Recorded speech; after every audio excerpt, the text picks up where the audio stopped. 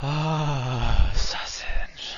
Hello, and welcome to another episode of First, the show where I, Marcus Ness, gives you my first impressions on a game. And this here episode is all about The Last Cube, a puzzle game where you roll a cube around and that's it. But there's more to it than just that. It is an incredibly clever little puzzle game. I only played it for 45 minutes, so keep that in mind. Again, this is my first impression, and everything in this game could fall off a cliff after this. Maybe it turns into just the worst thing in the world, but based on my first 45 minutes, I found it to be a perfectly paced puzzle game in that the doling out of new abilities was done in such a way where I was excited when I found a new one and I got to use it, and the game focused on it long enough that I got my fix of it without getting tired of it. And that is not something that's easy to do.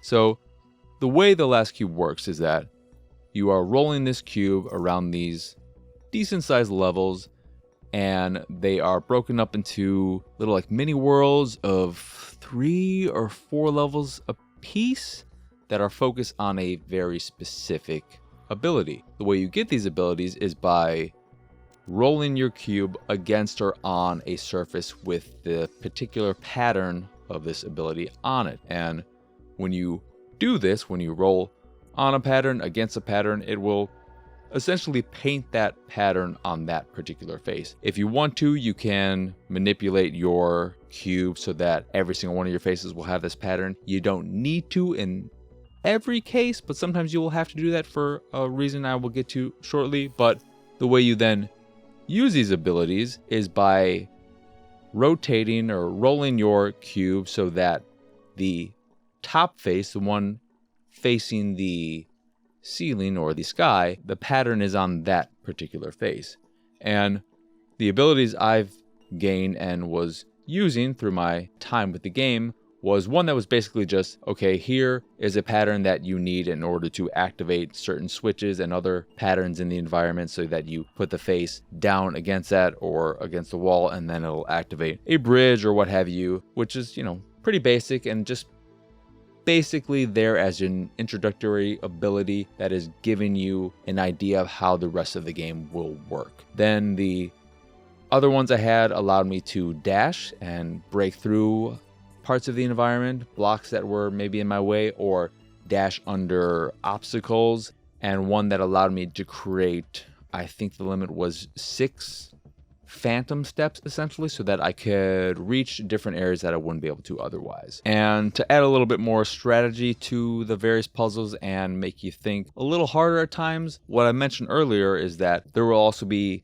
parts of the environment, spaces that if you roll over them and your face touches them and has a particular painted ability on it, it will be erased. So there will be times where, like I said, you'll have to paint multiple faces in order to get through a specific narrow hallway or something with at least one face intact with an ability you need to progress further in the level. Now, I hope the way I've explained it does a decent job of explaining it, because I think puzzle games can be one of the hardest, if not the hardest, genres games to try and explain in a way that makes sense, because a lot of it is just getting your hands on it and playing it for yourself. And I'm sure, if you're watching the video, that's helping a lot. But I just had a really, really good time with it. There's a bit of a story there, but I didn't find it that particularly engaging. But that doesn't matter, because in a puzzle game, I'm there for the puzzles. And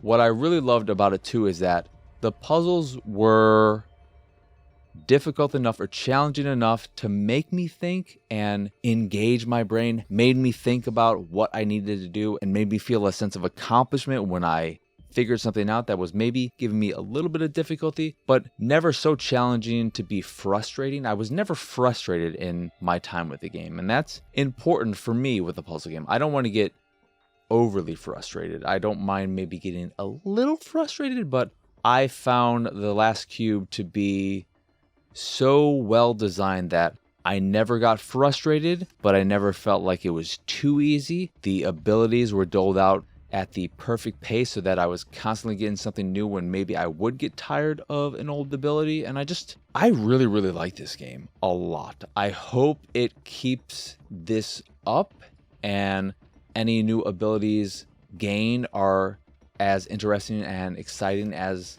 the ones I've already gotten, and I'm sure it's just going to get more and more complicated because as I gained new abilities, it wasn't like they threw away the other ones and I never used them. They would just add them to the level, so it would just get more and more complex. And I'm sure when you get near the end game, it's going to get incredibly complex with you having to use all the abilities, however many they have in total, in the last levels in order to reach the end. There are secrets to find in each level, I think 3, which are fun to go after. The visuals aren't the best. It sort of feels, and it may very well be this, but it feels like a game made with built-in Unity assets or something of that sort.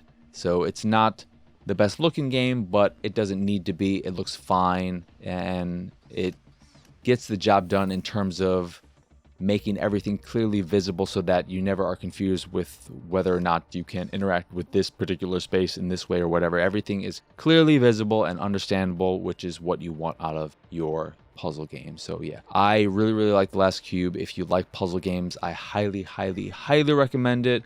I had a really good time with it, played on Xbox Series X. So yeah, it's one of the most pleasant surprises of the year so far. Anyway, that will do it for this here episode of First. Once again, I am Marcus Nez. Y'all can find me on Twitter and pretty much everywhere at PX Sausage. If you'd like to see me streaming games like The Last Cube, you can do so over at twitch.tv/PX Sausage. If you'd like to check out the videos I make and you aren't already doing so, you can do that over at youtube.com/Pixelated Sausage. Like, subscribe, hit that bell, baby. It is again, youtube.com/Pixelated Sausage. Speaking of Pixelated Sausage, if you put a little dot and a com after that, what do you got? You got my site, pixelatedsausage.com. And if you go there, you can get more stuff like this as well as the art I make. And if you see something you like, you can purchase a print of the piece you fancy. And if you fancy the site in general and anything that we do, please go over to patreon.com/PXS and support us that way. As always,